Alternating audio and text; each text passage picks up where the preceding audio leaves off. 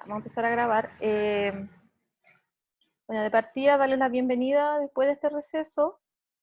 Espero que sea un semestre muy bueno. Es un semestre que empezamos con las prácticas. Nosotros tuvimos una presentación de la asignatura el lunes pasado. Les di una lectura, me recuerdo. Me escucharon, ¿cierto? Porque si me dicen que el internet está malo, me avisan, por favor, para cambiarme de línea. Entonces, antes de que saliéramos del receso, empezamos la presentación en los liceos, pero creo que me faltan algunos de presentación de liceo, ¿ya? Tengo anotado todo en una agenda, profesores guías, centro, etcétera, y la idea es comenzar ya la próxima semana con tutorías. Ya las tutorías se van a citar a las parejas y vamos a conversar sobre el trabajo que tenemos que hacer en la escuela. En nuestra clase sincrónica también vamos a aprovechar en algunas instancias de presentar casos que estemos viviendo en nuestras prácticas más adelante para que las podamos discutir entre todos, ¿ya? Como casi caso clínico, porque eso nos va a ayudar mucho a posicionarnos dentro de nuestra práctica. Yo siento que este es un semestre muy, muy importante porque les va a ayudar a conectarse con la realidad de la escuela y con el trabajo que también a ustedes les espera. Eso, ¿qué vamos a hacer hoy día? Yo ayer les envié un correo súper tarde, les pido disculpas, ¿ya? Porque la verdad es que yo me desconecté completamente, me hacía falta, y no quise tomar nada de la universidad, yo cerré mi correo y lo volví a abrir anoche. Y anoche me puse a pensar en lo que teníamos que trabajar hoy. Entonces yo pensé que me gustaría hoy día leerles un texto que tengo, un fragmento, que es un libro que me encanta, que vamos a trabajar, que es un libro que se llama Carta a los Nuevos Maestros, que es de Julie Palou y Jaume Cela, a quienes tuve la suerte de conocer en Barcelona. Jaume es director de una escuela pequeña, y lo pude entrevistar y conversamos. Él escribe cuentos también, escribe relatos para niños. Y Julie fue mi profesor en metodología de la investigación, en etnografía educativa, y también casi fue, bueno, no fue lamentablemente quien estuvo en mi tribunal de tesis, pero sí trabajamos juntos y es una excelente persona y excelente profesor. ¿Qué quiero hacer con esto? Quiero leerles el texto y quiero que hagamos una discusión en torno a ese texto y en torno a lo que nos propone Antonio Mendoza y Cantero en este texto, en el texto de didáctica que Camila amablemente lo subió.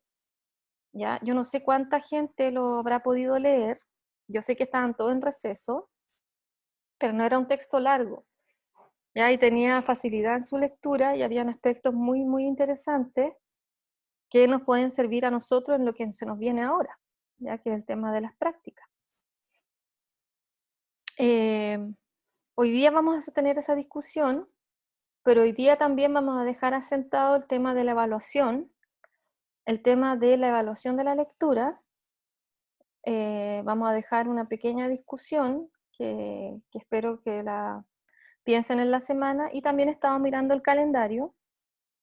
Se supone que estamos en una semana blanca, se supone, en la que no tendríamos evaluaciones, sino que solamente las clases, ¿ya?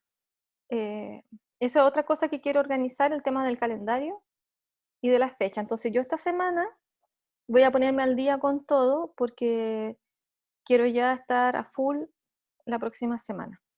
Otra cosa que estuve leyendo, la evaluación docente, y quiero agradecer la respuesta de cada uno de ustedes, quiero agradecer las recomendaciones. El tema de didáctica del primer semestre es un tema que siento que aún se tiene que discutir, porque en el fondo varios profesores pensamos que deberían ser 3 cursos y no una sola asignatura. Y se los digo así sinceramente porque somos adultos, somos todos adultos aquí, y yo creo eso, ¿ya? Yo creo que deberían ser 3 asignaturas y ya está, o sea, no 3 en una porque en el fondo producen mucha confusión y se pierden contenidos. Tratamos de hacer una cosa más bien equilibrada, pero cuesta porque resulta que los didactas tienen cada uno su forma de ver la asignatura, ¿ya? Y eso también lo puede constatar Mauricio y Rocío, que vienen de la otra sección, y también pueden ver que hay diferencias entre la forma de mirar la asignatura, de mirar la didáctica. Esto sin afán de entrar en comparaciones ni nada, porque tampoco me gusta y no es mi estilo. A lo que iba a decir, que en ese sentido vamos a tratar de que el trabajo final sea lo más de nuestra sección, involucrado en nuestra sección posible. ¿Ya? Eso, no sé si me quieren decir algo al respecto. Y en cuanto a la retroalimentación, así eso. Y bueno, que me dio mucha alegría que mucha gente le hiciera sentido a nuestro trabajo, y me dio mucha satisfacción ver los comentarios positivos porque eso también me alimenta mucho y me hace sentir que lo que hago es valioso para ustedes. Para mí eso es fundamental también. Eso, muchas gracias. Bueno, no sé si alguien quisiera decir algo. A lo mejor no quieren decir nada. Son tus cosas siempre la profe hablando, dice. Ya. A ver, el texto que les quiero compartir, es que hay tantas cosas interesantes. Creo que era este. Ay, ¿por qué me salió chueco? Miren.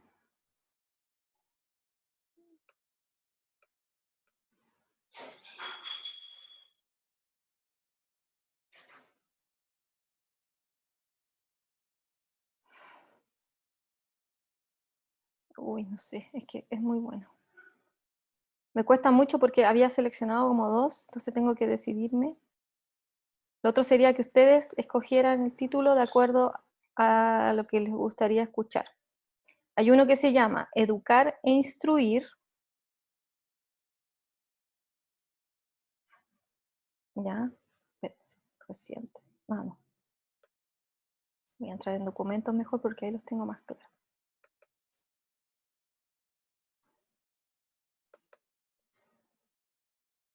Hoy me salen chuecos.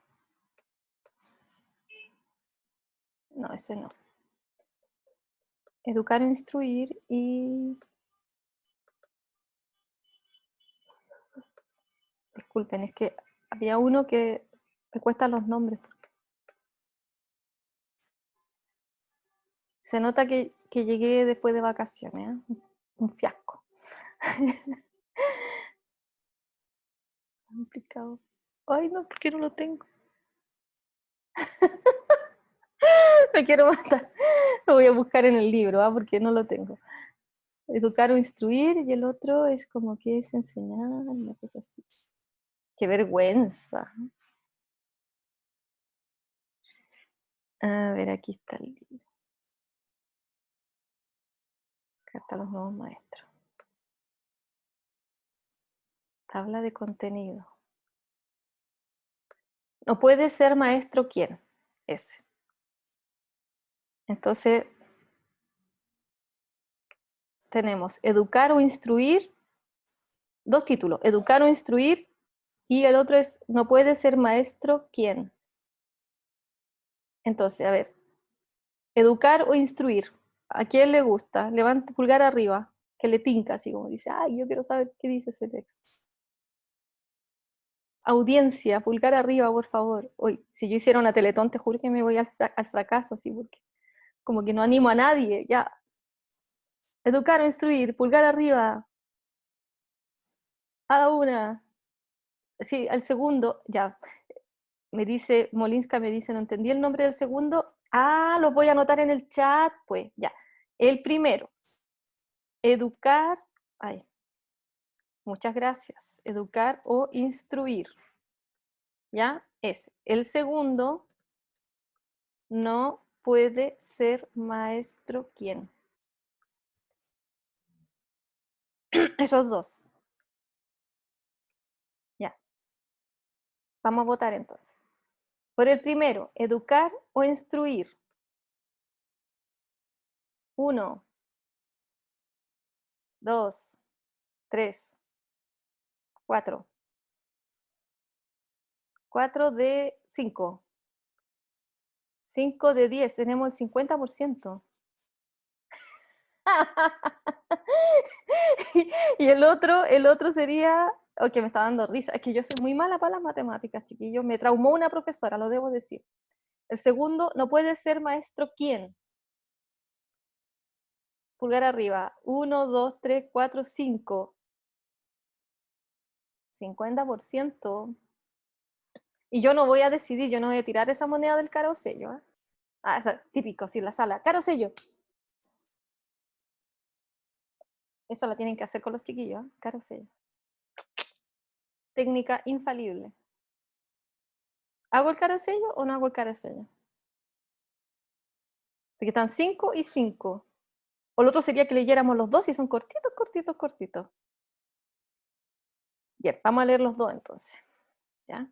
Los dos, dice Camila Araña. Los dos, seguimos con la cueca. ¿Bailan cueca o no bailan cueca, chiquillos? Profesora, qué poco seria usted, por favor. Bacán, dice Dale. Ya, vamos a leer los dos. Ya que estoy con el libro. Vamos a compartir el libro, porque el otro los tengo en PDF para colgárselos después, porque son muy simpáticos. Lamentablemente yo quería compartir el libro y no pude, porque, o sea, regalárselos, pero no pude, no me deja. Ya. Bien, vamos a leer el texto. Dice, no puede ser maestro quién. No sabemos qué cualidades debe reunir una persona para ejercer como maestro. En cambio, sabemos muy bien qué conductas no deben regir su comportamiento. Se trata de cuestiones que se sitúan fuera de cualquier debate, porque no se puede someter a la lógica de la razón lo que pertenece a territorios más sutiles de la condición humana. No puede ser maestro quien crea la superioridad de unos sobre otros por razón de raza, de sexo, de condición social. No puede ser maestro quien no se sienta responsable de los niños que llegan a la escuela. No puede ser maestro quien no confíe en las capacidades de cada individuo. No puede ser maestro quien no crea en la necesidad de un futuro más justo, más decente. No puede ser maestro quien ante situaciones conflictivas no conciba otra alternativa que la exclusión. Espérense, disculpen. Ah, no, por favor. Perdón. Es que justo acepté a alguien, entonces. Los argumentos no son la mejor manera de defender estos puntos exigibles a los futuros maestros. Para fundamentarlos, nos tenemos que remitir a experiencias concretas. Por eso os recomendamos ver la película Ça commence aujourd'hui, para aprender de nuevo que la escuela amortigua la crueldad del mundo, pero no la evita. Para volver a pensar en el sentido de las palabras finales cuando el maestro declara: hay cosas que no se destruirán nunca, están en la carne, hablan, están en la tierra. Una gran cantidad de piedras apiladas una a una por las manos del abuelo, del padre. Toda su paciencia acumulada resistió la lluvia, el horizonte, haciendo pequeñas pilas de noche para retener la luz de la luna, para enderezarse, para inventarse montañas y jugar con el trineo y creer que alcanza las estrellas. Esto es lo que explicaremos a nuestros hijos, les diremos que fue duro, pero que nuestros padres fueron unos señores y que esto es lo que hemos heredado de ellos, una gran cantidad de piedras y el coraje para apilarlas. La labor del maestro es una cuestión de ética. La labor del maestro es una cuestión de arte. Una gran científica, que a la vez era una gran maestra, hablamos de Angeleta Ferrer, aseguraba que el trabajo del maestro tiene más que ver con el arte que con la ciencia, por más que la ciencia sea muy necesaria, como vamos a ir viendo. Bien, ese es el primer texto. Esto yo después se los voy a compartir. No sé si lo pueden ver. Estoy tratando de hacerlo más grande, pero soy media, me supera la tecnología. Voy a dejar de compartir un poquito. Bien, ese es el primer texto. No sé si alguien quiere opinar algo sobre él, lo que le pareció, si le hizo sentido.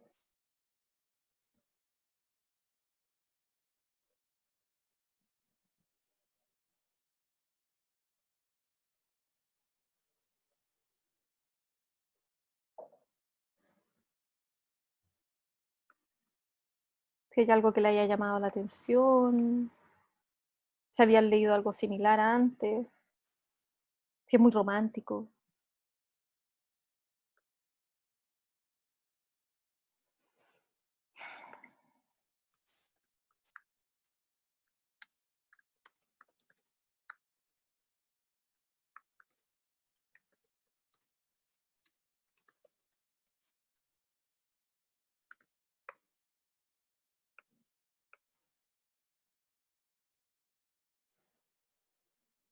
Estoy como el perrito ese que llora así. Alguien que diga algo, por favor. En la facultad voy a estar como el perro grande así.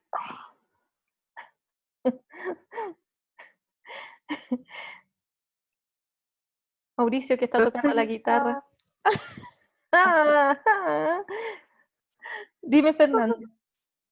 No, y quizá podríamos como leerlos todos al tiro y después quizá comentar como con todo.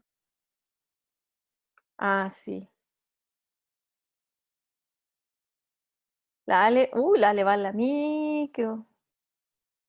Heladito a 100. Ah, ya no sé, ya no venden nada a 100.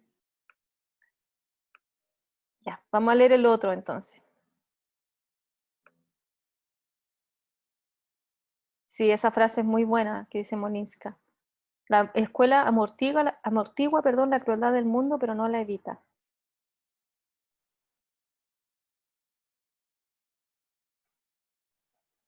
Eso es lo más complicado de lo que están viviendo nuestros jóvenes hoy en día con la pandemia, hablando en serio, que perdieron una parte segura, muchos de ellos, porque la escuela igual es un espacio seguro, el espacio donde no solamente están con sus compañeros, sino también tienen alimento, tienen a sus profesores con los que pueden conversar en los pasillos, de repente tienen un problema, van con el profesor de confianza y hablan.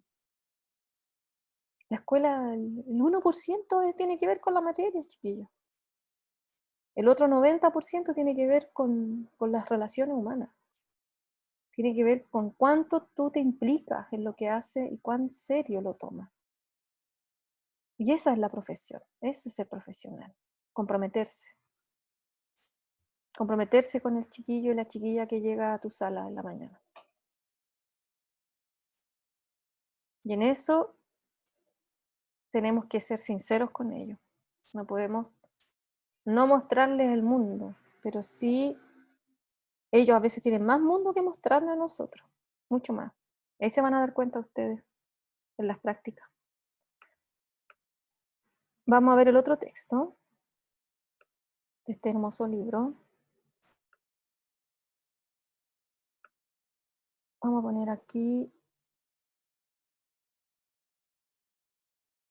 educar o instruir.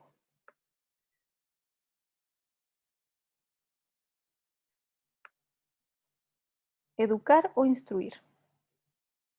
La escuela ha de ser aquel espacio aquel tiempo y aquel espacio compartidos, sin discriminaciones ni exclusiones de ningún tipo, donde se puedan ensayar formas de convivencia socialmente útiles y necesarias. Debe convertirse en una especie de laboratorio, donde las personas interactúen con el propósito de implicarse en actividades concretas de aprendizaje. La escuela tiene que ser el lugar donde las personas puedan atreverse sin angustiarse. Y tú, futuro maestro o maestra, tendrás un grado muy elevado de responsabilidad a la hora de crear un ambiente donde esto sea posible. Hay quien piensa que la escuela solo instruye, que no educa. Yo enseño matemáticas y basta, dicen algunos sin que caiga ningún rayo del cielo ante tamaña barbaridad. Nosotros estamos en las antípodas de esta concepción. Pensamos que la escuela ha de educar, porque es una institución que no puede dejar de lado el componente de valores en el que se sumerge cualquier proceso instructivo, proceso que se da siempre en un marco referencial de carácter ético. Es necesario poner muy de relieve unos determinados tipos de valores, aquellos que, ya lo hemos dicho antes, son socialmente útiles y nos permiten vivir y convivir mejor. De la misma manera, tenemos que arrinconar los que no sirven para crear una sociedad más justa, más equitativa, más solidaria. Es más, tenemos que denunciar de manera contundente a los que provocan un retroceso en el proceso de humanización, es decir, los valores que encuentran su elemento constitutivo en la humillación del otro. Educar quiere decir abrir puertas, acompañar y ayudar a aprender qué vale la pena saber y ser. Lo que no quiere decir nunca es lavarse las manos ante los problemas de los demás. Es obvio que el reto de la escuela es saber defender con firmeza unos determinados valores, sabiendo que, como muy bien nos enseña el sociólogo Max Weber, los valores no se pueden demostrar, solo se pueden mostrar. Por eso tenemos que convertir los valores en prácticas de vida y en experiencias cara a cara, a escasa distancia, porque la escuela no es un ámbito donde hayan que prevalecer los grandes discursos o las teorizaciones luminosas, sino el mundo de las distancias cortas, de los espacios cercanos. Es el mundo de los desodorantes, de los buenos desodorantes que permiten la transpiración, la vida, al tiempo que evitan los malos olores. Es el ámbito del tacto, de la caricia y de la ternura. Los valores, para que sean efectivos, han de reflejar en el día a día y deben impregnar cualquier espacio escolar, desde el curricular hasta el metodológico, desde el sistema de relaciones hasta la decoración de las aulas. Tienen que ser como el aire, está, pero no hace falta nombrarlo para saber que existe. El debate que opone instrucción y educación es además muy estéril, porque, y no nos cansemos de repetirlo, cualquier elemento instructivo tiene lugar en un contexto educativo. Si pretendemos enseñar a restar, podemos hacerlo de diversas maneras. Podemos organizar el aula en pequeños grupos o dirigirnos siempre al gran grupo, aquel alumno hipotético que señorea dentro de nuestro cerebro. Podemos permitir la participación de niños y niñas, o podemos monopolizar la palabra. Podemos gestionar diversos materiales, o valernos solo de la tiza, de la pizarra y del libro de texto. Podemos convertir a las criaturas en maestros de sus compañeros, o encerrarlos en sí mismos, haciendo de esos compañeros sus competidores, como pasa a menudo en la vida. Cada una de estas acciones posibles responde a una determinada concepción de cómo se aprende, pero también evidencia una concepción de por qué se aprende y con qué finalidad. Y estas concepciones, no lo dudes, responden siempre a una determinada idea implícita o explícita del acto educativo. Los equipos docentes hemos de saber poner el énfasis en todo aquello que signifique reflexionar sobre por qué hay que introducir unos contenidos y cómo lo podemos hacer. Y todavía nos atrevemos a ir un poco más lejos.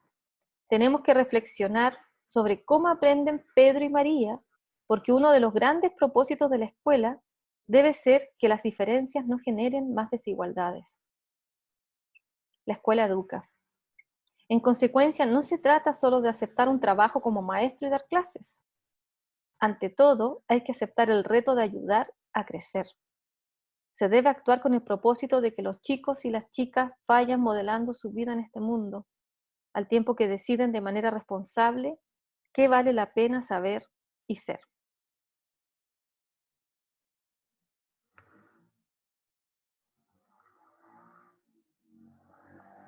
Voy a dejar de compartir un poquito.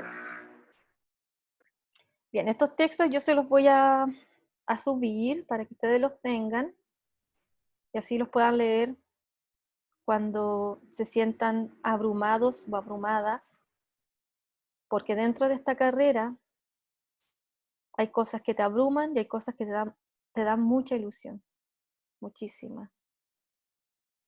Y eso es lo que vale la pena, lo que te da ilusión. Lo otro sirve para aprender.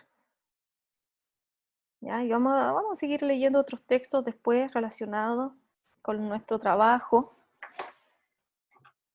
que este semestre comienza con más firmeza, pero me gustaría saber si les gustó, qué piensan, cómo lo sintieron en relación de cara ya a la experiencia que se viene.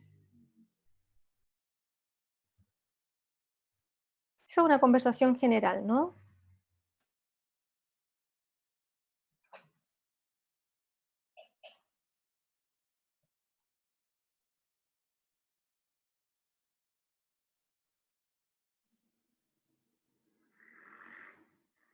Si alguien no puede hablar, lo dice en el chat.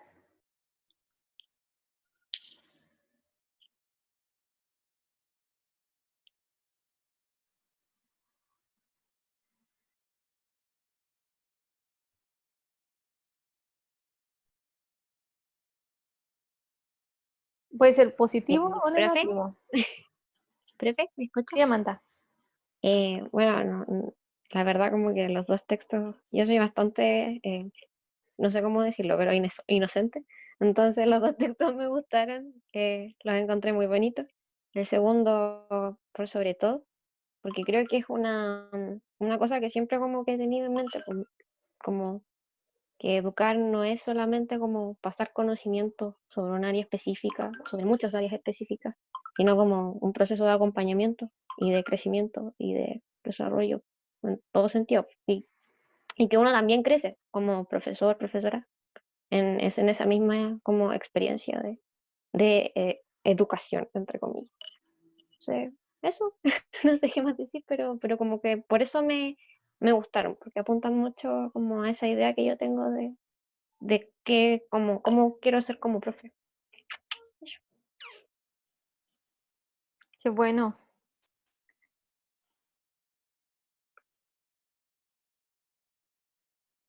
Dice, Molly dice, el último me pareció más romántico. Ja, ja, ja. No sé cómo algo no sé cómo algo malo, pero hay un lado más oscuro que uno no conoce hasta que está en la sala. Bueno, yo estaba pensando harto en eso, el tema de la sala, el tema, no sé si como algo malo, ups, el tema de la sala, el tema de qué pasa con los chiquillos dentro del aula. Y la verdad es que el aula se generan ciertas condiciones y ciertas acciones que están completamente motivadas por el sistema escolar. Están motivadas por cómo este sistema se posiciona, por cómo las jerarquías se instauran, que no las podemos negar, no podemos negar que existen jerarquías y que dentro de esa jerarquía el profesor, la que más cumple o la que más tiene es la que le corresponde dentro del aula. Él sale del aula y arriba de él ya está la coordinadora y luego está la directora o el director y uno tiene que, si la directora dice pa, uno tiene que decir pa también. Cosa que a los profesores siempre han querido en el fondo llevar a ese punto porque hay una masa de profesores muy crítica. Si vemos la historia de la pedagogía en Chile, la mayoría de los profesores estamos dentro de esa masa crítica. Antes de seguir voy a leer lo que dice Valentina. Dice, me gustó mucho más el segundo, me parece que es súper pertinente para el contexto actual. Mucho se ha dicho de la importancia de la escuela como espacio de socialización y de contención para la comunidad, a pesar de que el sistema indique algo bastante diferente en lo formal. Siempre he pensado que la escuela es el primer espacio de socialización que se tiene, y me parece importante abrir esas reflexiones sobre educación y la comunidad. Es verdad eso, porque ahora mismo que nuestras niñas, niños y niñas han estado encerrados, ha sido un proceso bastante difícil para ellos. Yo tengo un sobrino que este año estaba muy ilusionado porque comenzaba en una nueva escuela, estaba súper contento, se había hecho ya amigos la primera semana y ¡paf! Pandemia para la casa. Y se quedaron sin ese espacio de socialización porque no ve a los amigos del barrio, el internet no alcanza siempre. Entonces, claro, se queda ese espacio un poco vacío. Pero, no sé, me pierdo un poco.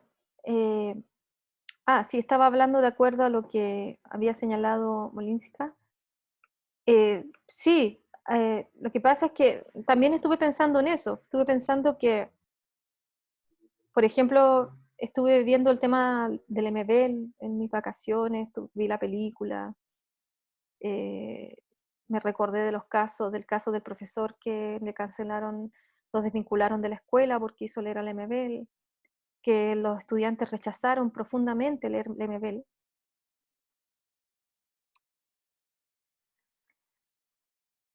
No sé qué piensan ustedes de eso, chiquillos. O sea, ¿vale la pena pasar por todo eso? Yo les pregunto, en serio. Si tú das a leer un libro y todo el curso empieza, qué asco, homosexual, maricón, perdonando la expresión, etc. ¿Cómo se sentirían ustedes? ¿Qué hacen? ¿Qué piensan? A veces pasa eso. Pero la actitud de los alumnos siempre es igual. Les voy a hacer leer el túnel, qué fome. ¿Por qué fome? ¿Por qué fome, vos? Así te dicen. Ya, pero sea crítico literario, pues, dígame algo más interesante. ¿Por qué fome?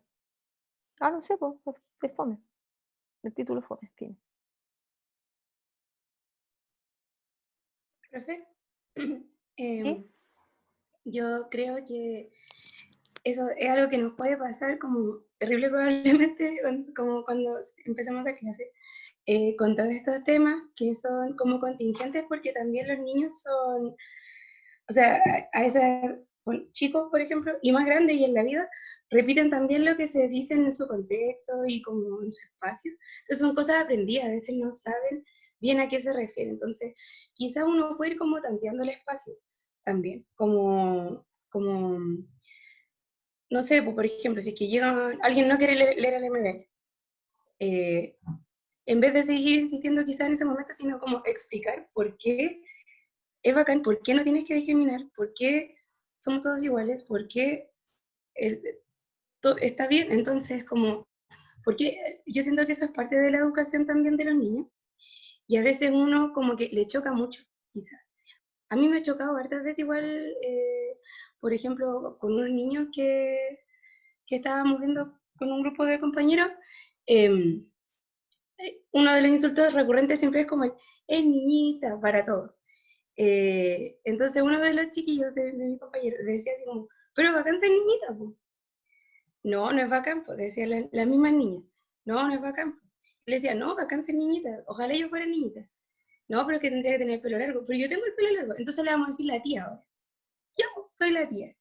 Y como lo tomo tan como no, como, o como con humor, como, y a poco, y el tema volvió a salir varias veces, de a poco fuimos conversando como que al final ser mujeres bacán y no sé qué, así con otras cosas como por ejemplo el color de piel, que ser negro es feo, no, y era un insulto. También volviendo siempre a lo mismo, tratando de rescatarlo como de que no es algo malo.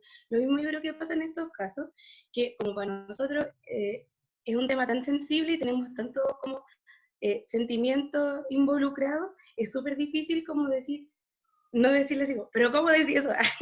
Estúpido, ¿cómo no hay que creerle al MMM si lo vamos a cantar al universo? Bien, no, pero al final es como, yo creo que son todavía tan maleables que la mano es como tratar de abrazarle y decirle, no, a veces para allá no es, ¿cachai? Te puedo mostrar por qué es bacán, por qué Subterra es bacán, por qué todo esto te tiene que gustar, o no te tiene por qué gustar, pero entiéndeme a mí, ¿cachai? ¿Por qué? No es porque yo digo nomás. Y algo que para nosotros está súper claro, pero como para otros espacios de la sociedad no está claro. Cosas que para nosotros son como derechos innatos y para el mismo como lugar de donde vienen ellos quizás no lo es. Entonces eso también es parte, yo creo, como de nosotros mismos, de entender el contexto de donde viene el alumno y por qué dice eso. Siempre va a ser más fácil tirar para el lado de la familia y del contexto que para el lado de nosotros, porque se agarraría con todo el mundo. Entonces, ¿por qué? Creo que me caí, pero ya, eso.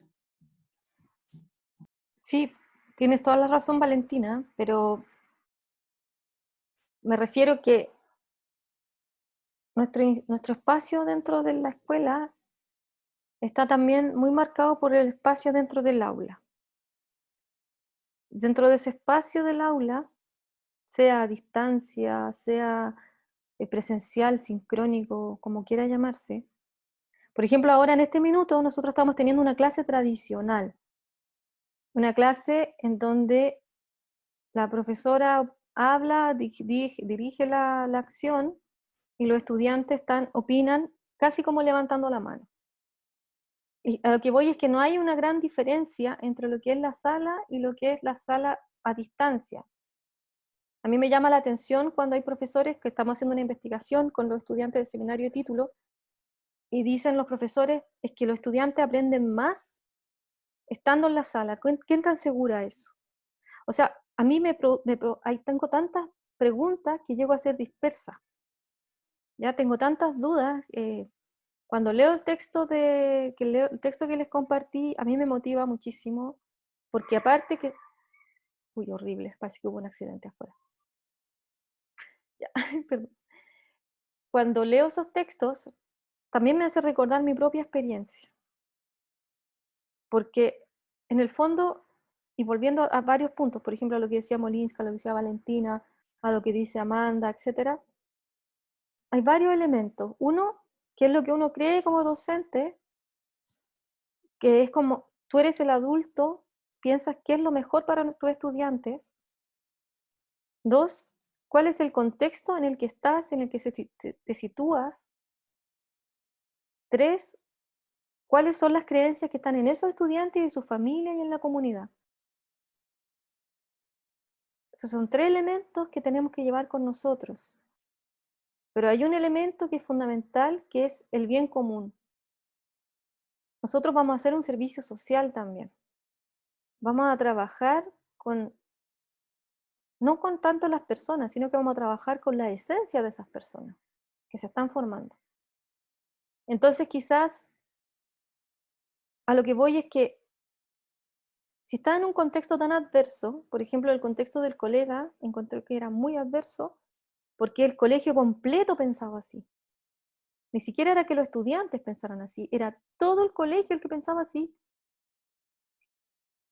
Entonces sí, hay que cuidar muy bien nuestros Quijotes. Hay que ver en qué molinos nos enfrentamos. Esta conversación yo encuentro importante porque ustedes se van a enfrentar a aulas. Quizás no van a ser presenciales, pero van a ser de este mismo estilo. Y van a tener a sus estudiantes con las cámaras apagadas por diversas razones. Eso ya lo hemos conversado. Son chiquillos muy chicos, no quieren que vean dónde están. Quizás tienen problemas en la familia, tienen problemas de conexión, etcétera. No sabemos los problemas que tienen. Por eso hay que recordar lo que vimos en el primer semestre en el sentido de cómo tanteamos nuestra aula, cómo percibimos los contextos y cómo trabajamos en pos de esos contextos.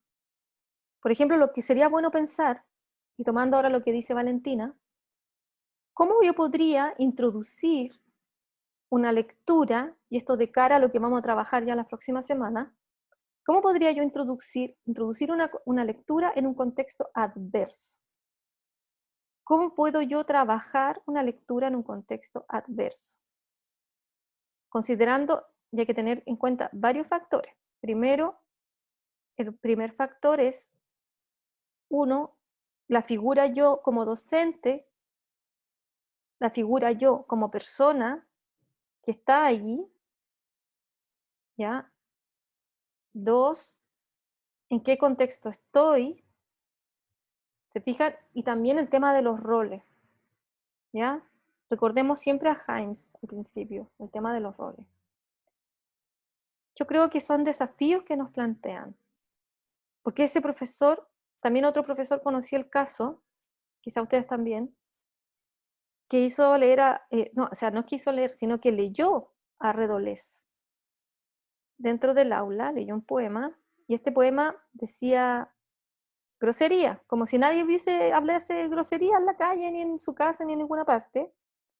Pero ahí hay concepciones que juegan dentro de la escuela, que son concepciones que muchas veces no tienen que ver con nuestra visión de la vida. Por ejemplo, que el profesor poco menos que un santo que no toma ni que hace fiesta. Nosotros somos seres humanos. ¿Te fijas? Entonces, ay, ¿cómo en la escuela el profesor lee esas cosas? Entonces, a ese joven profesor le afectó tanto. ¿Conocían esa historia, no? Que hizo leer Redolé y que la embarrá. Ya, ese era conocido de una prima mía, que también está estudiando pedagogía. Y mi prima estaba indignada porque ella decía, es tan buena persona, excelente, se ponía hasta a llorar. Y le hicieron tanto daño y sufrió tanto. Entonces, yo les cuento estas cosas porque, ¿cuál es mi miedo como docente? Mi miedo es que nosotros tenemos una ilusión, somos idealistas, ¿ya? Si un profesor no tiene idealismo, esa es mi opinión, ¿eh? A lo mejor pueden estar en desacuerdo conmigo. Si un profesor no tiene idealismo, se le hace muy difícil la convivencia en el aula y se convierte en uno más, en ese profesor que va a dictar su materia, a esos profesores que yo tanto vi en sus relatos. Los profesores que tenemos idealismo somos profesores que nos solemos quemar dentro del aula. Pasamos malos ratos, llegamos a la casa y lloramos, ¿ya? Entonces, a lo que voy es que tenemos que cuidar los contextos en los que estamos para nuestra propia salud. El texto que les convidaba hoy día tienen una alta dosis de idealismo también. Pero ese idealismo tenemos que saberlo llevar al punto que no nos haga daño. Por eso hay que buscar estrategias. Inclusive yo pensaba, bueno, esto es un pensamiento también para mí. No todos los colegios son para uno. A veces uno quiere a los chiquillos enormemente, pero a veces no son todos los colegios para uno. O sea, son cosas que yo digo para que vayan pensando. Eso nomás. ¿Se fijan? Pero bien, la idea es que, ¿cuál es la idea del curso, de lo que estamos haciendo? Es que podamos reflexionar y puedan también conjugar sus propias experiencias, sus propios idealismos y buscar ver que hay ecos y que estamos en el camino correcto. Eso es lo importante. Porque hay voces que nos van a decir que no, que tú estás equivocado, que tú estás equivocada. Pero al final del camino te van a decir, sí, tú estás en lo correcto. ¿Me entienden lo que estoy diciendo? Mucha gente les va a decir, ¿por qué haces eso? ¿Por qué te desgastas así? Bueno, porque somos porfiados, tenemos creencia y queremos llevarla adelante.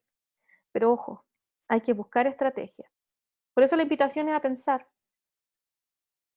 en varias cosas, pensar en los textos que dejamos, que leímos, pensar en estrategias, cómo yo podría abordar situaciones en las que la única persona que piensa como piensa soy yo. y el resto, quizá hay 2 o 3 que piensan como yo y no se atreven a hablar. Me acuerdo que en el caso de, bueno, también estuve leyendo, en el caso del MBL, a una profesora también la desvincularon por defender al colega y por abordar este tema con los estudiantes y conversar. O sea, ya vemos quién tiene el problema.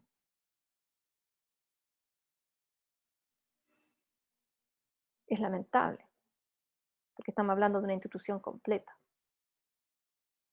que pierde a buenos profesores. Porque un buen profesor es así, un profesor jugado, que dice yo me la juego por estos cabros, voy a ver lo que puedo hacer. Pero a mí sinceramente lo que más me impactó fue la respuesta de los estudiantes. Y ahí acojo a lo que dice Valentina. Entonces yo digo, bueno, si están en una etapa en la que el contexto igual juega un papel importante, yo pensaba, y claro, y si en ese curso hay chicos que son homosexuales, si hay niñas que son lesbianas, si hay chicos que son trans, si hay chicos, etcétera, ¿qué pasa con esos jóvenes? Entonces hay harto que pensar, que son cosas que nos van a pasar como profe. Bien, no sé si hay alguien que quiera añadir algo más para que entremos a discutir el otro texto que era de Antonio Mendoza, que era la finalidad de la clase de hoy, en parte también para que lo puedan relacionar con los textos que leímos.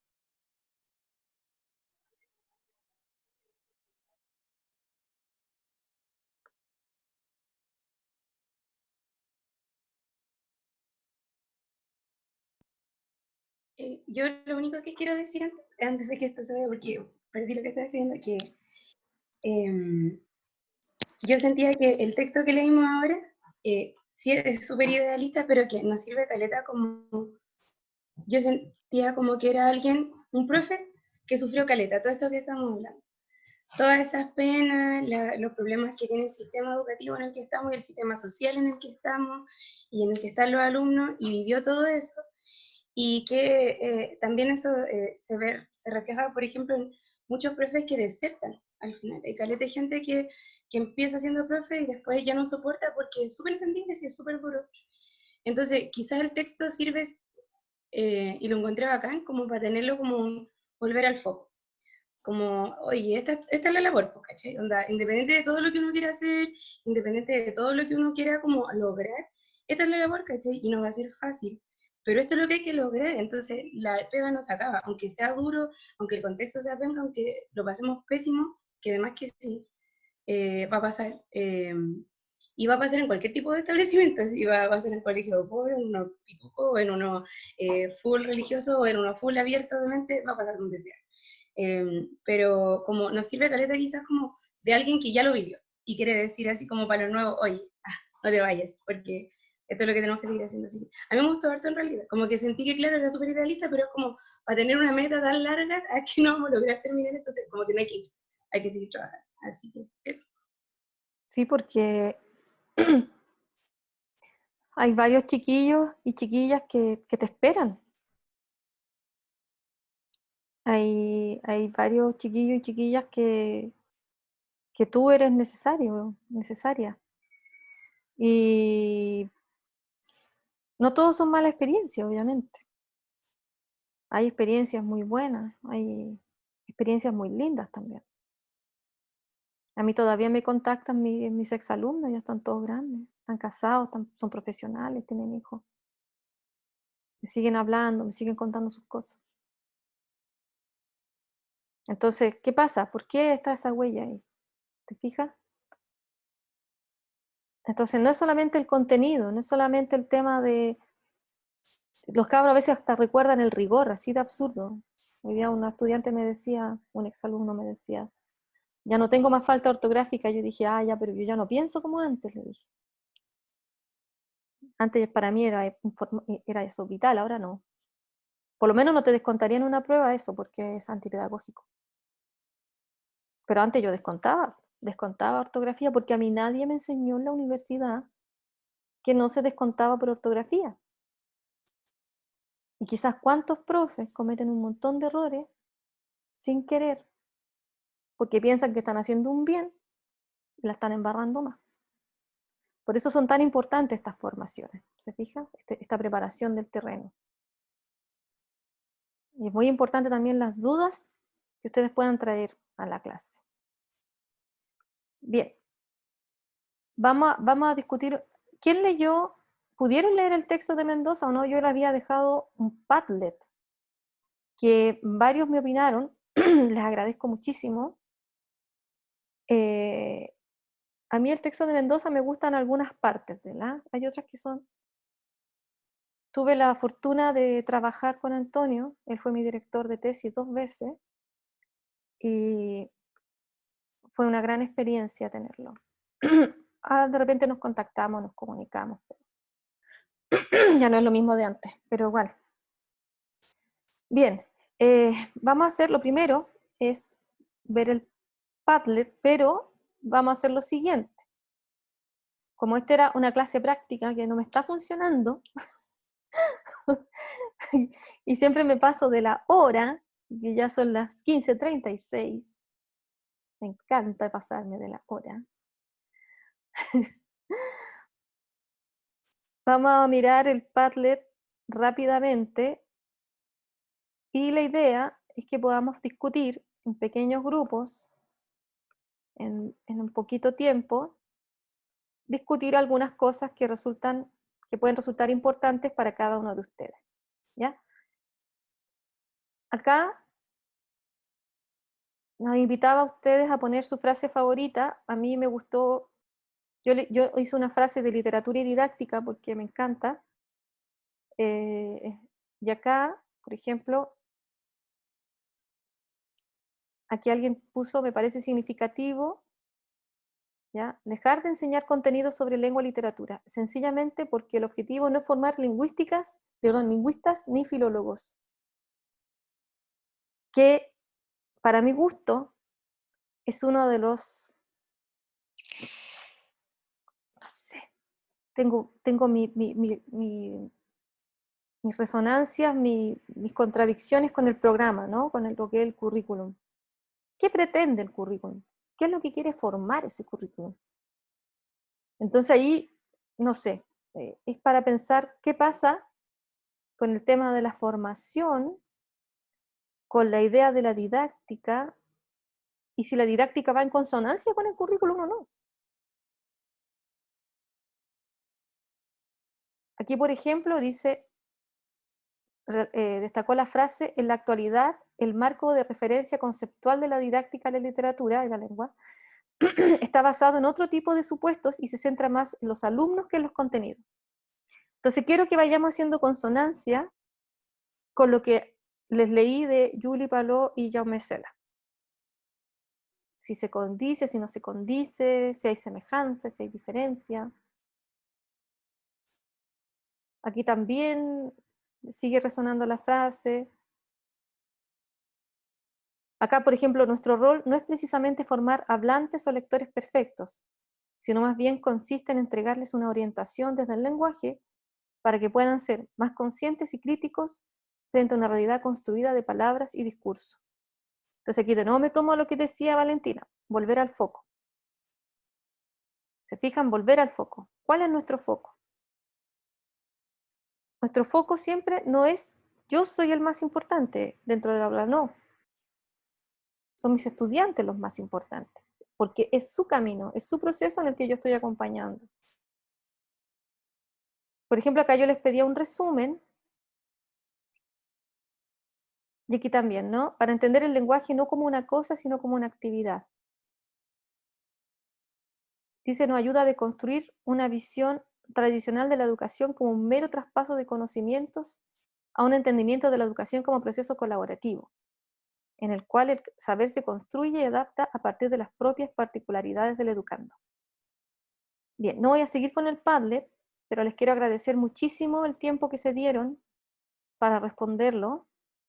Mira, este es de hace poquito, yo no lo alcancé a ver, ¿ah? Dice, el papel de nuestros alumnos es central, ya que la importancia no radica en la entrega de un conocimiento prefabricado o predefinido, sino en cómo podemos hacer que los alumnos lo apropien y lo adjunten a su conocimiento cotidiano. Entonces, vamos a hacer un ejercicio, ¿ya? En el que vamos a tomar ciertos elementos del texto de Mendoza y de Cantero que me hacen sentido para mi práctica como equipo, porque aquí todos estamos trabajando en equipo. Entonces, quiero que conversen sobre qué elementos de la didáctica me hacen sentido en mi labor como profesor, profesora, y cómo eso que me hace sentido se aúna con una forma de mirar esta práctica, mirar esta didáctica, mirar en el fondo el día a día, ¿no? Ese día que yo, no sé, ponte tú en 2 semanas más, no sé, pues Maurice, no sé, Molly o Matías y Fernanda, no sé, tienen que abordar la clase del octavo, y que es la clase, irrepetible. No hay ensayo, no hay ensayo, no es una obra de teatro, pero se parece mucho a una obra de teatro. Entonces, ir pensando en eso, en qué aspecto este texto, que se ve tan teórico, cómo yo puedo sacar algunos elementos teóricos que me puedan ayudar en mi ejercicio de la práctica, y cómo también tiene consonancia o tiene ciertos sonidos del texto que yo escuché. Entonces, para eso voy a hacer la sección de grupo. Rápidamente, ¿qué piensan, chiquillos? ¿Lo hacemos así aleatorio o quieren trabajar con su compañera de práctica? ¿O lo hacemos aleatorio?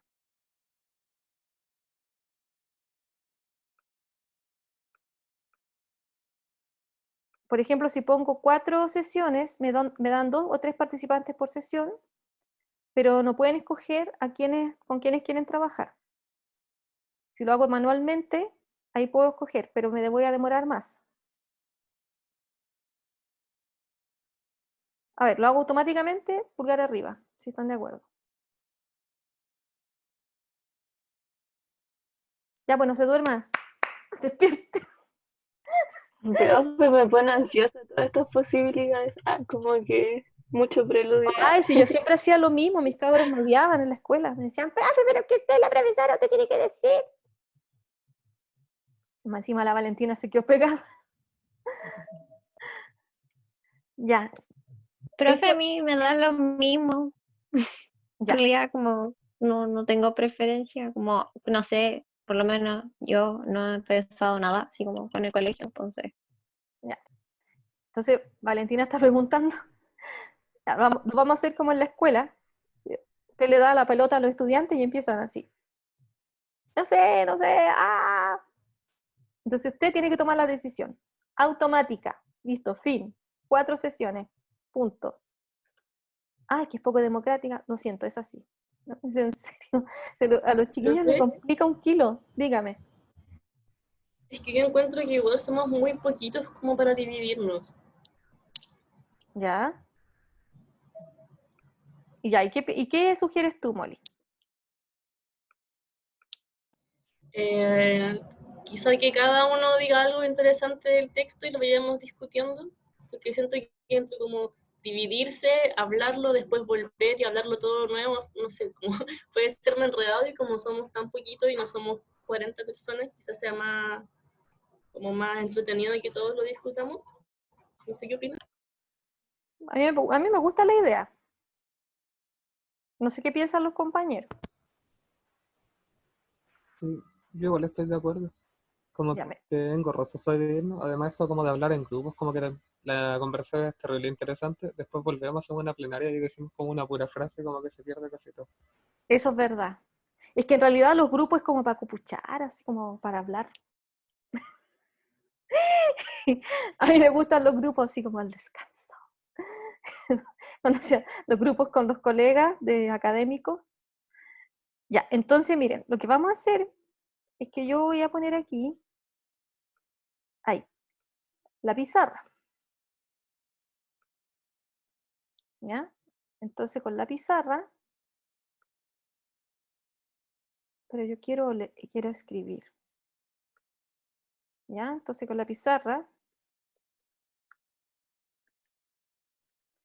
Entonces, no sé, ¿tienen el texto a mano? ¿Lo tienen a mano? ¿Hay que proyectarlo de nuevo? Yo igual seleccioné mis frases favoritas.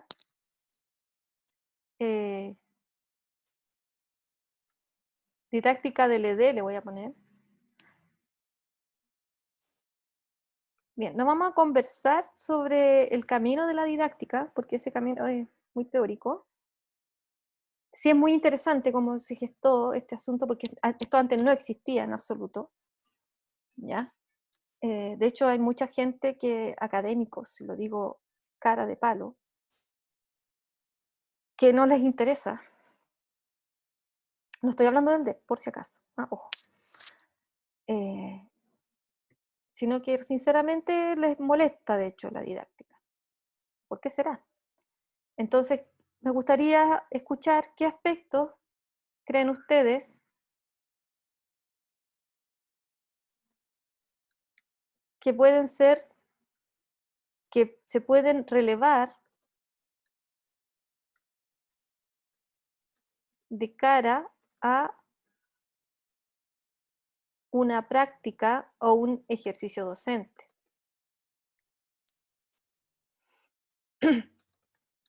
En la especialidad, porque nosotros igual estamos trabajando con la especialidad del lenguaje, en un curso específico, de hecho.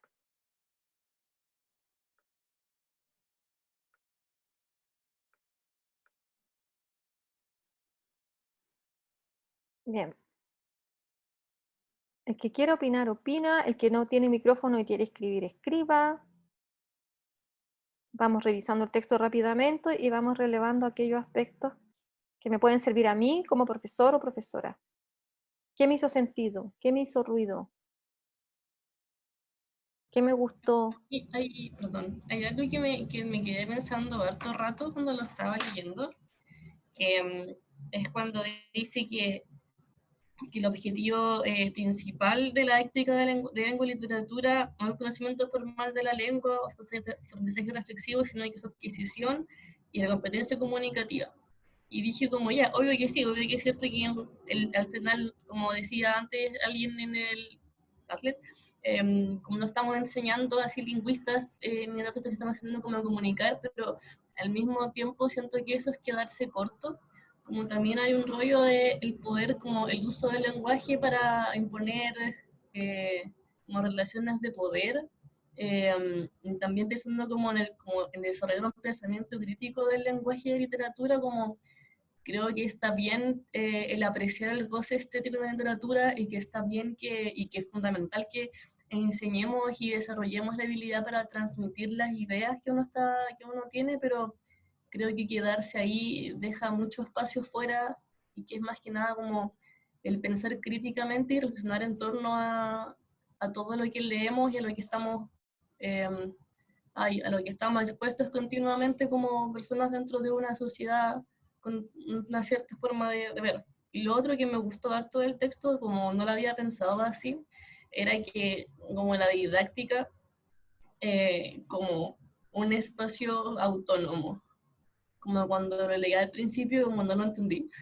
Y después, como mientras más leía, fui empezando a darme cuenta de que sí, porque como es un área por sí sola y que se alimenta de la pedagogía, se alimenta de lo que es como el lingüista de literatura, pero quedarse en uno o quedarse en lo otro al final es insuficiente y hay que como combinar las dos cosas. Y lo otro, la última cosa que también como me quedé pensando es la distinción que hace el texto de metodología y didáctica. Como no me quedó claro la diferencia porque yo asumía la didáctica como metodología y cuando leí que no, quedé como, no, pero espérate, entonces ¿qué es? Y ahí fue como lo que más me llamó la atención y que me quedé un poquito igual sin respuesta, como no supe al final cómo definir la didáctica, a pesar de que el texto siempre lo decía, como no supe cómo definirlo yo con mis palabras. Eso. Gracias, Molly. Muy interesante, muy nutritivo lo que acabas de señalar. Me gustaría, si algún compañero o compañera quiere señalar aspectos específicos del texto, o si quiere complementar lo que dice Molly, o responder la duda. Por ejemplo, hay dos aspectos que a Molly le hicieron ruido: el tema de según Molly decía, quedarnos ahí, ¿no? El tema de ayudar al estudiante a comunicarse, de ayudarlo a tener un pensamiento crítico, ¿ya? Y el tema de la distinción entre metodología y didáctica, que muchas veces se suelen ver como lo mismo. Ese es un texto. O también otras ideas que les parezcan interesantes.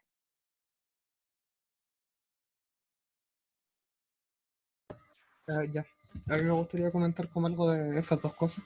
Ujú. Que sí, pues como que siento que son dos puntos importantes, como dos puntos tensos. Porque igual me surgía esa duda, pues cuando decía no es enseñar lingüística o teoría literaria, sino enseñar a hablar y escribir. Como igual me preguntaba eso, pues como nos está negando un poco como esto metalingüístico, que igual es importante, como, como que nos está relegando como solo al nivel usuario de la lengua y no como una reflexión metalingüística. Que algo al final como muy instrumental, pues como de repente la misma sospecha que me causa el currículum cuando habla como de estas habilidades, que son como habilidades mínimas, como habilidades funcionales, que igual tienen que ver como con un campo laboral. Eso por una parte. Pero, o sea, como contrapeso a eso, cuando señala como que la didáctica del lenguaje, si bien se ha ido conformando de otras disciplinas, ha, ha llegado a tener su propia epistemología. Y después hace como el movimiento inverso, dice que esta misma epistemología ha servido como una renovación para las ciencias de las que se ha nutrido. Por ejemplo, el ejemplo que me acuerdo es como de la lingüística, pues, que el origen de la lingüística es como muy lingüística estructural, pues como la lengua muerta. Pero cuando se piensa desde la didáctica del lenguaje, que la didáctica como que ve el uso real y la interacción real, como que hay una renovación, pues, como que hay un realzamiento de toda esta cuestión que es como ya lo más pragmático, como la lengua más viva. Eso por una parte. Ah, y sobre lo otro que de la metodología, no sé, tampoco tengo la respuesta, pero entendí que la metodología era, o sea, lo dice textual, pues, como que la metodología estaba adentro de la didáctica, pues, que la didáctica abarcaba más cosas, abarcaba también como un enfoque, una postura, y la metodología lo pienso más como en un sentido instrumental, pero tampoco me quedó tan clara la respuesta que del autor. Ujú. Eso. Ya, Mauricio, mira, espérame un poquito que tengo una llamada, pero estaba anotando, espera un poquito. Aló, Lorenita, hola papito.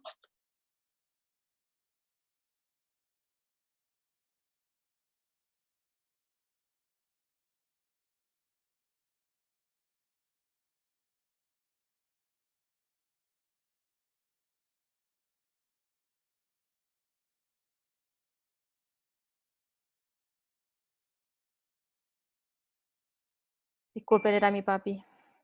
Yo no le podía dejar de responder. Ya, adentro de la didáctica. ¿Ya? Sí. Aquí hay varios temas que hay que conversar, ¿ah? Ahí vamos a ver después los subrayados que tengo yo. Ahí vamos a ir haciendo este camino. Pero sí, es interesante este punto, ¿no? Creo que tiene que ver con una visión que tenemos es que hay una trampa ahí. Sí, pero no me quiero adelantar. ¿Cómo lo veo yo? Ya una discusión que hemos tenido también con otros colegas que trabajan en el área de la didáctica. Bien. ¿Qué otros aspectos nos pueden servir a nosotros? ¿Qué piensan ustedes que sería bueno aclarar o que sería bueno ver?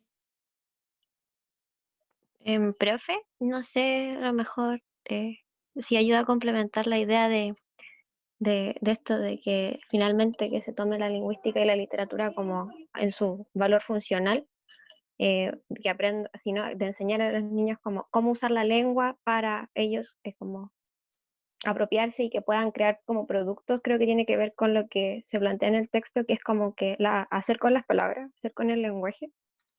Yo también pienso como, me generaba eso, como, claro, uno viene de la licenciatura, donde te hablan como de como de este mundo de la literatura y que como uno es media ñoño, ñoña, como que le gusta y está en toda su verdad. Pero yo pensaba, claro, a los niños y a las niñas no les gusta de la misma manera, po. Entonces creo que frente a eso, como la idea del que, como de presentarles que si bien este mundo medio ñoño del lenguaje, así como muy abstracto arriba, de la lingüística como teórica o del mundo de la literatura como muy arriba, muy abstracto también, son formas de lenguaje, po. Y que estas formas de lenguaje o como este lenguaje como medio para crear, ellos también pueden como utilizarlo, como bajarlo para que no siga siendo como tan abstracto y tan como, ay, una cosa tan así como, ¿qué es eso? Sino que finalmente sirva como instrumento para ellos también, ellos y ellas puedan como experimentar. Supongo que como que por ahí va. A mí me hace sentido porque para mí como que, para mí el lenguaje es medio de creación, pues. Y yo uso las palabras como medio de creación, como personalmente hablando. Entonces siento que ese descubrimiento que tuve yo puede servirle también a otros niños y niñas, po, dependiendo de su contexto. Eso, no sé. Sí, muchas gracias, Amanda. Sí, muy interesante. Esa frase incluso estaba en el Padlet. Eso de hacer con las palabras o algo así era. Yo creo que aquí hay varios puntos interesantes. Los vamos a subrayar. No sé si se pueden subrayar aquí. No sé qué significa eso, no. Ay, no, esto es para poner un punto. Esto no sé. Ay, no sé manejar bien esto. Estampar. Le vamos a poner una estrellita. S y S. Han sido como los puntos que han tenido mayor resonancia de lo que nos dice este texto, ¿no? De Mendoza. Ay, no sé si eso ya está puesto. Ahora texto. ¿Alguien más? Esto es lo último que vamos a escuchar para tomar algunos aspectos de lo que nos dicen los textos que leímos, que les leí, y este texto. ¿Algo más que quieran señalar? Yo, profe, igual estaba pensando, estoy de acuerdo igual con lo que dice la Amanda, como que era súper interesante lo del texto y creo que igual estaba como lo metalingüístico al final, porque igual decían como que no la lengua era lo que se aprende al mismo tiempo que es el medio de comunicación de los contenidos, po. Entonces eso igual era súper interesante como viéndolo igual desde el enfoque comunicativo, como que al final, bueno, este objetivo que es desarrollar competencias y no solamente aprender contenido, a mí me pareció súper interesante porque estaba pensando, por ejemplo, cuando uno en el colegio veía como ya el lenguaje formal, informal, el coloquial y no me acuerdo cuál era el otro. Y que al final como que uno lo aprendía de memoria nomás, pues era como ya aprende cuál es el tipo y apréndete un ejemplo y listo. Y en realidad el objetivo, por lo que decía el texto, sería como que uno pueda, por ejemplo, situarse, sepa regularse en el discurso y todas esas cosas son súper importantes como para la vida y como en lo valórico igual como para reflexionar como sobre las propias prácticas de uno en el lenguaje y que no es menor, pues. Por ejemplo, o sea, lo que más me parece muy interesante es como el tema de la regulación del discurso, po. Como que en general, no sé, temas de género, los hombres tienden a abarcar un montón el discurso, las mujeres hablan poco y eso está como súper dado, y creo que uno a través de estos temas como que puede entrar a reflexionar sobre eso en una clase, po. Eso me parece como súper interesante, como más allá como de que aprendan como los mundos literarios o las épocas y todo eso. Siento que igual es como muy interesante el enfoque en las capacidades, o sea, en las competencias. Eso. Gracias, Fernanda. Sí, muy interesante este último punto y creo que se une bastante, creo que igual da respuesta a los planteamientos de los compañeros, a lo que está con la estrellita. ¿Qué pasó? La pizarra. ¿Qué pasó con la pizarra? No le puedo Sí, poner lo pensaba estrellita ahora. también como con con los textos que leímos al principio, con el tema de los valores, como que me hacía mucho sentido. Lo que pasa es que ustedes pueden ver que en este asunto de ser profesor y profesora, en esta profesión hay varios elementos en juego que tienen que ver con nuestra especialidad, que tienen que ver con cómo consideramos al estudiante, cómo nos posicionamos dentro del aula y cómo trabajamos con ellos. ¿Te fijas? O sea, hay un tema de voluntad, hay un tema de compromiso, hay un tema de relevancia, de qué es lo importante, y hay un tema también de nosotros como especialistas dentro del área, de lo que tenemos que saber hacer dentro del aula. Y creo que la invitación de Antonio Mendoza y con Cantero es hablar justamente de ese saber hacer dentro del aula. Y para ello nos habla de cómo, ¿cierto?, se posicionó la didáctica, ¿ya? Y en este sentido a mí me gustó mucho una parte que decía que la didáctica tiene que ver con la acción, ¿ya? Y creo que en cierta medida el texto apunta a eso, tiene que ver con, no solamente con un saber, sino con un hacer, y ese hacer que tiene que ver también con las habilidades y las competencias. Escucha, me pasan llamando, espérense chiquillos, tengo complicaciones.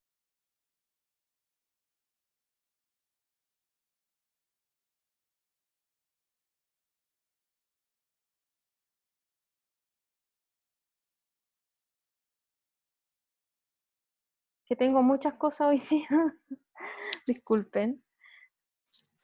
Ya, entonces, en relación a estos puntos, que son los puntos que encontramos más importantes, a este no le pude poner estrellita, no sé por qué, se me, ay, espérense. Hoy no lo encuentro. Bueno, a ver, voy a irme con este último punto, con estos dos últimos puntos, que tiene que ver con, hay una parte, yo les decía que ahí había un problema, que hay una parte en nuestro proceso como profesores, ¿ya?, que pensamos y siempre caemos en lo mismo, en el tema del contenido, ¿ya? Caemos en el tema del contenido y a veces relevamos el contenido por sobre las habilidades. Y eso es lo que dice Antonio, que hay que tener cuidado, ¿ya? Los estudiantes tienen, obviamente, que mejorar tengo conexión a internet inestable, me dice. ¿Me escuchan bien? Ya, tiene que mejorar su propia competencia, que sea buena para él, que sea significativa para él o para ella. Y ahí tenemos tope con el currículum, porque el currículum pareciera que en literatura quiere formar filólogos, y en lengua pareciera que quiera formar lingüistas. Y ese ha sido un problema a nivel no solamente de nuestro país, porque nuestro país también toma mucho los modelos de España. Es como que no existiese una didáctica latinoamericana, y existe. ¿O existe? Yo pondría una pregunta también. Estamos luchando para ella.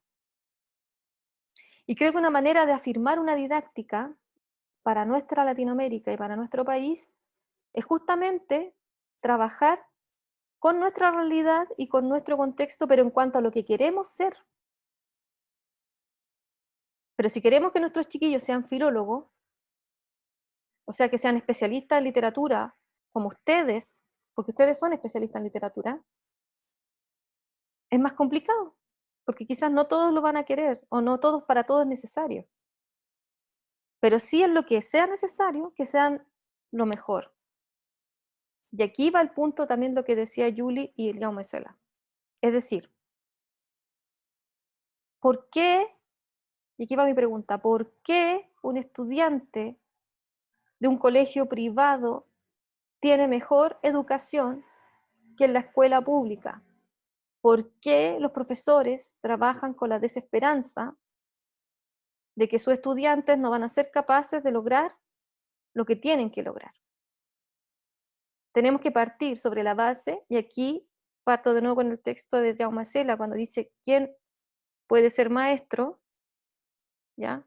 ¿Quién no puede ser maestro? Que entramos a la sala, tenemos que creer en las capacidades de nuestros estudiantes, pero quizás no van a ser las capacidades que nosotros idealmente tenemos en nuestra mente. Un ejemplo, yo tengo una exalumna que en este minuto ella es muy exitosa en Instagram y tiene una peluquería, es estilista. Y es una alumna que de la nada armó su negocio y tiene un tremendo negocio ahora. Tiene gente a su cargo, etc.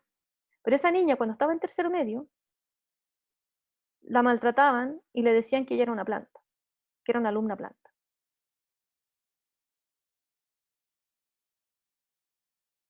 ¿Por qué era una alumna planta? Porque quizá a ella no le interesaba o no atendía a cómo se escribía una palabra o el significado de, no sé, ponte tú, historia de la lengua, ¿ya? La palabra conejo, de dónde venía, conéculo, etc.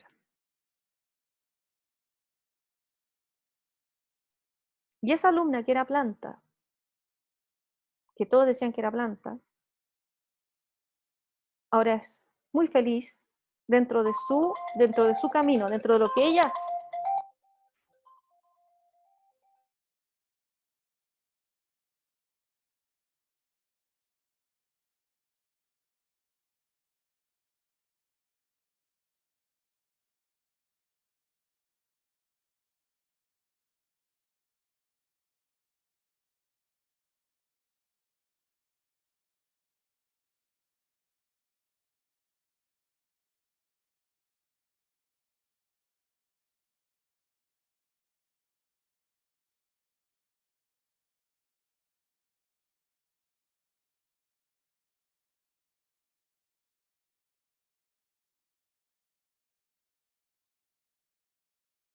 Perdonen, chiquillo, que sí, se lo van a llevar porque me ha tocado muy difícil. Entonces, eso. Entonces, el punto es, y esto es un desafío para ustedes, y lo vamos a poner, yo voy a escribir esto, me comprometo, y vamos a dejar una pequeña reflexión para esta semana, porque la próxima semana quiero que trabajemos el tema de la evaluación de las lecturas. Entonces aquí sería, entonces, cómo estos aspectos que nos parecen tan dudosos, cómo aterrizarlos y hacer que nuestros estudiantes puedan potenciar su habilidad. ¿Me entienden? Porque esta niña escribió en su Instagram y dijo que agradecía, ¿cierto?, a algunos profes, y agradecía a quienes creyeron en ella, que no la vieron como planta y que trataron de potenciar su habilidad. Por último, acoger a esas personas. Porque tenemos una concepción de lo que debe ser un estudiante. Y que esa concepción muchas veces se aleja de nuestras realidades y los chiquillos lo perciben, si eso es lo peor. Los chiquillos se perciben que no lo logran. Los chiquillos se perciben como perdedores. Porque este país de porquería, disculpen la expresión, pone como perdedores o ganadores, siendo que nadie es nada. Nadie es perdedor ni ganador. Pero se ponen así, ¿no? Entonces, ¿cómo trabajar con esa desesperanza? ¿Se fija? Entonces, el texto, en cierta medida, nos invita a pensar, a repensar este ejercicio a través de una didáctica que no es metodología, porque la metodología son solamente herramientas, es usted lo hace así y lo hace así. Pero ¿dónde está la reflexión? ¿Dónde está la investigación? Que eso es lo que pone la didáctica. El tema de la reflexión y de la investigación. El docente debe investigar, debe plantearse preguntas sobre su aula, debe pensar en remediales, etc. Esa es la diferencia fundamental que hay entre metodología y didáctica. Bien, les pido muchas disculpas por todas las interrupciones y por lo largo de la clase, no era mi intención, pero para terminar quisiera saber si hay alguna duda, si hay algún comentario ¿ya? Si no, lo dejamos aquí. Hay una post en el chat.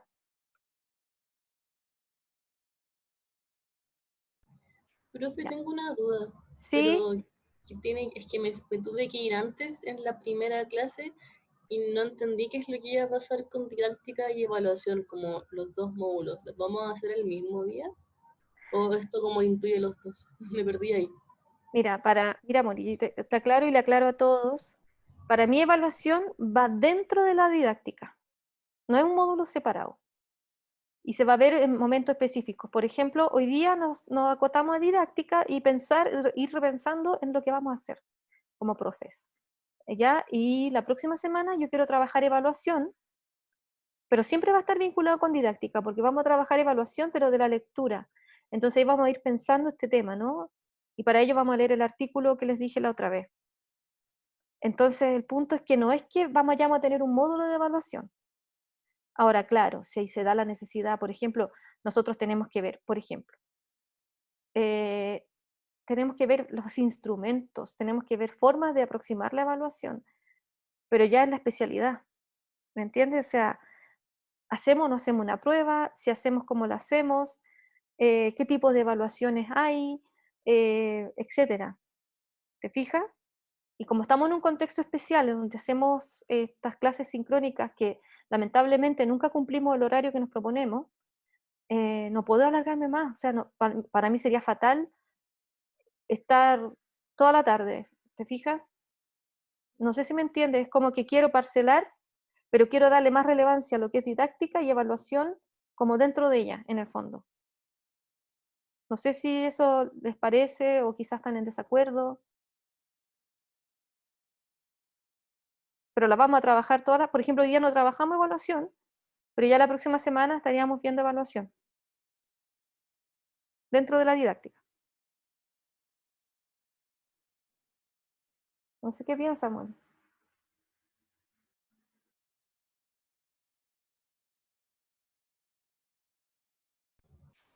Sí, Sí. o sea, ahora me quedó más claro cómo va a funcionar. No sé si estoy de acuerdo o en desacuerdo porque no lo hemos hecho. Pero como en teoría me parece que es una buena idea y quizá cuando llevemos más tiempo podría hacer de nuevo la pregunta para ver cómo está la modalidad, pero claro, en teoría es una buena idea como ver las dos cosas juntas e ir pensándolas de la mano en vez de como algo separado.